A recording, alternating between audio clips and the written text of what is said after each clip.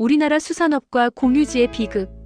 수산업의 공유지 비극을 가장 잘 보여주는 구체적인 사례로 우리나라의 명태 이야기인데, 이를 해결하기 위한 현대적 정책으로는 TAC 제도, 그리고 세계적인 성공 모델인 아이슬란드의 ITQ가 있어요. 특정 어종 사례로 우리나라 동해의 명태 실종을 들 수 있어요. 명태는 과거 우리나라 동해에서 가장 흔한 생선이었으나 전형적인 공유지의 비극 과정을 거치며 우리 바다에서 사실상 자취를 감췄어요. 남획의 비극 1970년에서 80년대로 당시 명태의 치어인 노가리를 술안주로 즐기기 위해 무분별하게 잡아들였어요. 내가 안 잡으면 남이 잡는다는 생각에 산란도 못한 어린 고기까지 싹쓸이한 결과 개체수가 급감했답니다.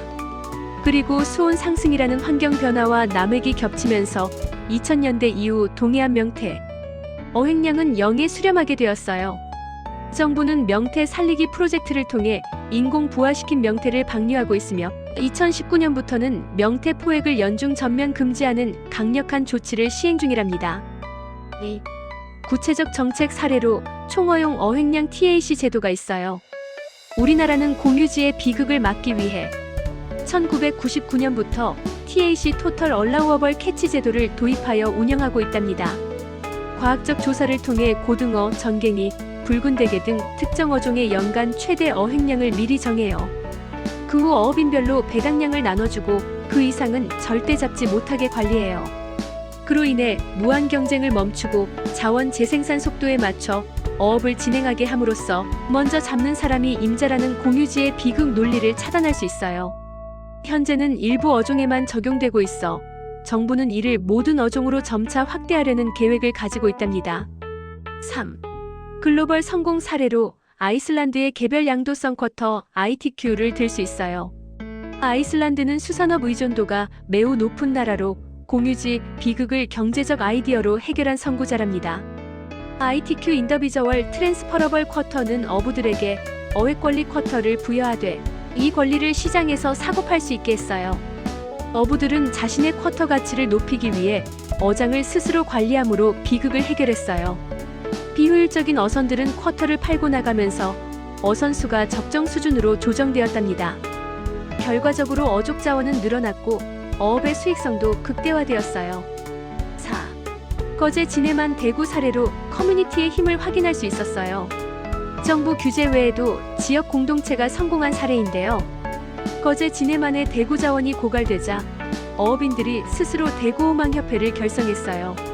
어업인들이 직접 자금을 모아 대구 수정남 방류 사업을 시작하고 조업구역과 시기를 엄격히 제한했답니다. 그 결과 공동체 자율관리를 통해 대구 자원이 회복되었으며, 이는 엘리너 오스트롬이 주장한 공동체의 자발적 규칙이 공유지의 비극을 막는다는 이론의 좋은 실증 사례가 되었어요. 이처럼 수산업의 비극은 법적 규제 금어기 TAC, 경제적 권리 부여 ITQ, 그리고 공동체의 자율 노력이라는 세 가지 축으로 해결되고 있어요. 그렇다면 공유지의 비극에 대한 대책이 우리에게 어떤 영향을 미칠까요? 공유지의 비극을 막기 위한 수산업 정책들은 단순히 물고기를 보호하는 것을 넘어 우리가 시장에서 지불하는 가격, 수산물의 질, 그리고 밥상의 풍성함에 직접적으로 영향을 줘요. 영향이 가격의 변화인데 단기적인 상승과 장기적인 안정을 가져와요. 정책이 도입되면 소비자가 체감하는 가격은 시기에 따라 다르게 나타나요. 단기적으론 가격이 상승해요. 금어기 설정이나 어획량 제한 TAC이 시작되면 공급이 일시적으로 줄어요. 예를 들어 명태나 오징어의 어획을 엄격히 제한하면 시장 공급량이 부족해져 단기적으로 가격이 급등하는 현상이 발생해요. 그러나 장기적으론 가격이 안정된답니다. 방치하여 자원이 고갈되면 해당 수산물은 금값이 되거나 아예 식탁에서 사라져요. 하지만 정책을 통해 개체수가 회복되면 공급이 일정하게 유지되어 장기적으로는 가격 변동성이 줄어들고 합리적인 가격에 수산물을 즐길 수 있어요. 영향이 수산물의 질적 변화를 초래해요. 크고 신선한 물고기가 공급돼요. 공유지의 비극이 지배하는 어장에서는 어업인들이 남보다 먼저 잡기 위해 어린 물고기까지 닥치는 대로 잡았어요.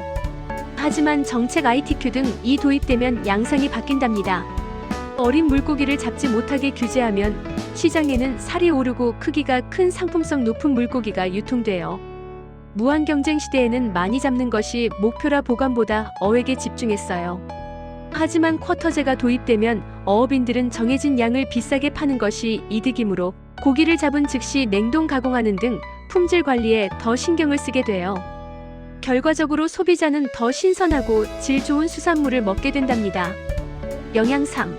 식탁의 다양성과 지속 가능성을 들 수 있어요. 가장 큰 영향은 우리가 미래에도 이 음식을 먹을 수 있느냐는 생존의 문제입니다. 제철 수산물의 유지 즉 금어기 정책은 우리가 특정 계절에 가장 맛있는 수산물을 먹을 수 있도록 보장해줘요. 산란기를 보호해야 다음 해에도 제철 별미를 즐길 수 있답니다. 수입산 대체 방지 즉 국내 자원이 고갈되면 우리 식탁은 값비싼 수입산으로 채워져요. 국산 명태가 사라진 자리를 러시아산이 채운 것이 대표적인 예랍니다. 자원 관리 정책은 우리 바다의 신선한 수산물을 우리 식탁에 계속 올릴 수 있게 해준답니다. 공유지의 비극을 막는 노력은 결국 오늘 조금 덜 먹고 내일은 더 좋은 것을 영원히 먹자는 약속과 같아요. 그렇다면 공유지의 비극과 우리 식탁은 어떤 관계일까요? 최근 금징어, 업징어나 김가격의 급등은 공유지의 비극을 막기 위한 자원 관리의 비용과 기후 변화라는 거대한 환경적 요인이 복합적으로 작용하여 우리 식탁에 나타난 결과예요. 1. 금징어, 업징어는 남에게 대가와 관리의 비용을 초래했어요. 오징어 가격이 치솟은 이유는 공유지의 비극을 막기 위한 강력한 자원 관리가 본격화되었기 때문이에요. 과거 오징어는 무한하다는 생각으로 치어인 총알 오징어까지 무분별하게 잡으면서 동해안 오징어 생산량이 20년 전의 10분의 1 수준으로 폭락했어요. 이는 전형적인 공유지 비극의 결과랍니다. TAC 총어용 어획량의 엄격한 적용으로 정부는 오징어 멸종을 막기 위해 잡을 수 있는 양을 매년 줄이고 있어요. 공급을 강제로 제한하니 가격이 오르는 것은 필연적이죠.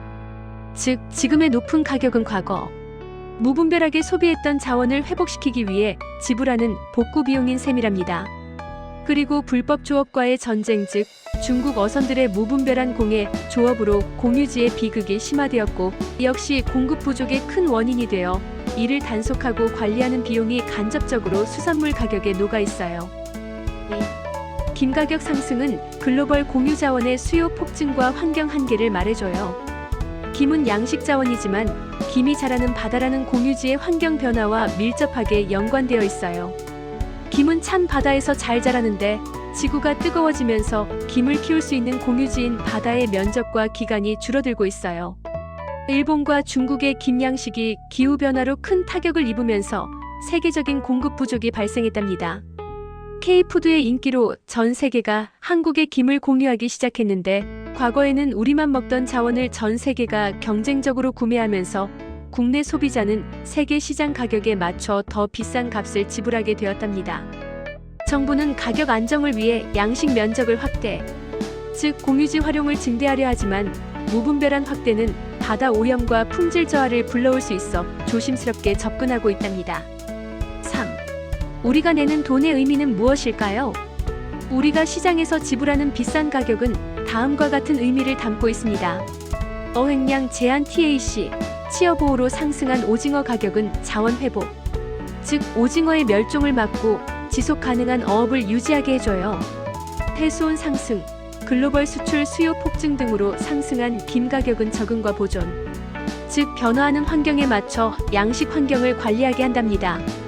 결론적으로 자원 관리가 없다면 우리는 잠시 저렴하게 먹을 수 있겠지만 조만간 명태처럼 아예 먹지 못하게 될 수 있어요.